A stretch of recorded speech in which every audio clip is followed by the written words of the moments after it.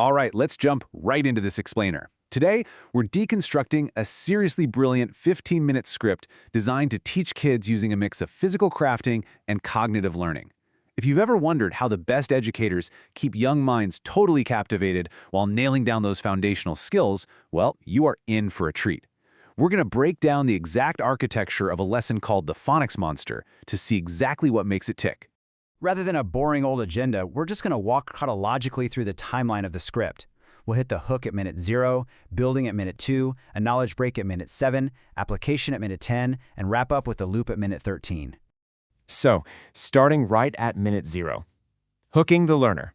Notice how this opening wastes absolutely zero time. Boom, high enthusiasm right out of the gate. It confirms the physical materials they need, paper and scissors, while instantly introducing this super fun concept of a monster that just loves to eat letters. The script isn't just saying, hey, today we're learning the alphabet. No way. It creates an immediate, compelling reason for the kid to care by anchoring that cognitive goal of alphabet mastery to a tangible, exciting physical goal.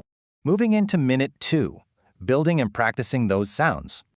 This is where we see dual tasking in action, and it's honestly fantastic. The learner is physically engaged in folding the paper mouth while, at the exact same time, being asked to recall phonetic sounds. They aren't just sitting passively and listening. Their hands are busy creating the Y, the monster's mouth, which is actually the mechanical vehicle for the lesson itself.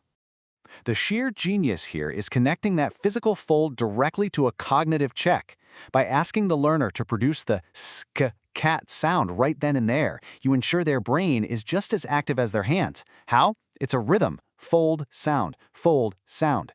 It completely prevents them from zoning out during the craft, tightly weaving fine motor skill development together with phonetic memorization. Fast forward to minute 7, the interactive quiz break. Now, at this point, the lesson faces a very practical hurdle, right? Waiting for the glue to dry. In a lot of lessons, a pause like this could completely derail a kid's focus. But instead of losing momentum, the script uses this forced downtime as a massive opportunity. It completely changes the physical state of the learner, pivoting from fine motor skills at a desk to a much larger, highly active game. By holding up a letter, say an A, and assigning wildly different physical reactions, the child stays deeply engaged through full-body kinesthetic learning. Vowel? You clap your hands. Consonant? Stomp your feet.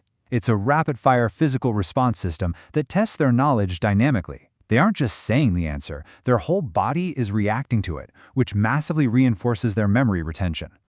All right, hitting the 10-minute mark, application through play. Once the glue is dry, we see the direct application of everything they've just built. The finished craft instantly transforms into an active learning tool. The child now uses letter-to-sound matching to literally feed the monster-specific letter cards. So this paper craft isn't just something pretty to stick on the fridge, it's a highly functional sorting mechanism. They've built their very own educational game. And here comes the payoff. You get this delightful bit of tasteful humor with the ravenous nom nom nom sound effects. It rewards the child's successful sorting of the apple card with pure imaginative play. I mean, it's a huge win for the learner. They put in the work to build the monster, they practice the sounds, and now they get to enjoy the slightly silly reward of feeding it. It cements the lesson in a state of total joy. Finally, we reach minute 13, closing the loop.